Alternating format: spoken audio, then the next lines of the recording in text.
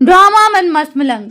तो भाइयों और बहनों, कहानी बड़ी सीधी सी है मगर सस्पेंस से भरपूर। कबीर बेचारा रिया के पीछे भाग भाग कर पतला हो गया है, लेकिन उधर अस्मा जी उनकी मोहब्बत में रोड़े अटकाने के मिशन पर हैं। वो कबीर को सीधा सीधा समझा रही है कि भाई ये नामुमकिन है, तुम और रिया एक नहीं हो सकते जितना तुम चाहो। लेकिन कबीर को कौन समझाए।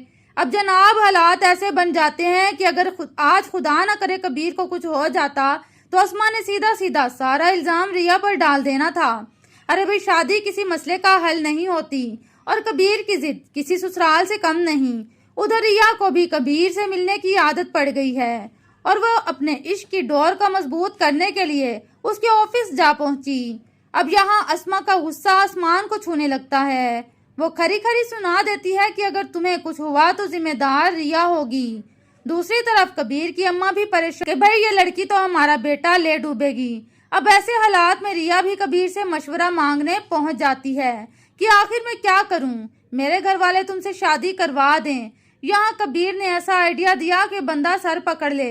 जनाब बड़े जज्बाती अंदाज में बोले, अगर सच्ची मोहब्बत है तो अपनी कलाई काट लो। अब रिया भी इतनी सादा के ले भाई चलो मोहब्बत साबित कर ही देते हैं। जैसे ही सिकंदर ने अपनी बहन को खून में लथपथ देखा, उसकी तो रूह फना हो गई और कबीर जैसे ही ये खबर सुनता है वो भी दौड़ा दौड़ा अस्पताल पहुंच जाता है। अब कहानी का क्या अंजाम होता है ये तो ड्रामा देखकर ही पता चलेगा।